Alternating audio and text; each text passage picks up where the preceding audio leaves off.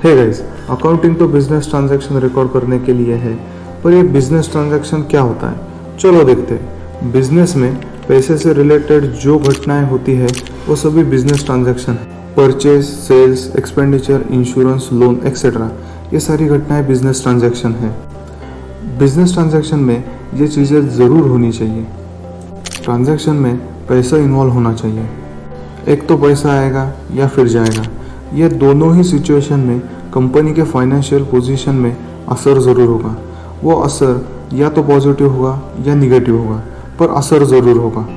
Transaction के support में कोई डॉक्यूमेंट होना चाहिए, जैसे कि रिसीट, इनवॉइस एक्सेट्रा। अब क्या है जो बिजनेस ट्रांजैक्शन नहीं है? मान लीजिए कि एक सॉफ्टवेयर कंपनी है, उसके सीईओ ने सारे एम्प्लॉय के सामने एक ज़बरदस्त लेक्चर दिया। उसी कारण से सब एम्प्लॉय मोटिवेट हो गए और सब ने मिलके एक शानदार सॉफ्टवेयर बनाया। अब इससे कंपनी का फ़ायदा ज़रूर हुआ, परंतु मोटिवेशन को पैसे में तोला नहीं जा सकता, तो ये बिजनेस ट्रांजैक्शन नहीं है। आगे बढ़ते हैं। बिजनेस ट्रांजैक्शन के 4 प्रकार हैं। कैश ट्रांजैक्शन, जैसे कैश या कार्ड के द्वारा सेल या परचेस होती है तो वो कैश ट्रांजैक्शन है। क्रेडिट ट्रांजैक्शन, लोन लेके कोई चीज़ खरीदी है या फिर किसी को उधारी पे कुछ बेचा गया है तो क्रेडिट ट्रांजैक्शन है। इंटरनल ट्रांजैक्शन, जैसे कोई भी मशीनरी जब पुरानी हो जाती है तो उसकी वैल्यू कम हो जाती है, इसे डिप्रिसिएशन कहते हैं।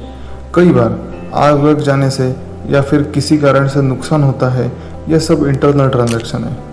एक्सटर्नल ट्रांजैक्शन, ये सबसे कॉमन ट्रांजैक्शन है। मोस्टली सारे बिजनेस ट्रांजैक्शन इसी में आते हैं। Purchase, sales, investment, expense, loans जैसे सारे नॉर्मल ट्रांजैक्शन इसी में शामिल होते हैं। तो गाइस, बिजनेस ट्रांजैक्शन इस प्रकार होते हैं।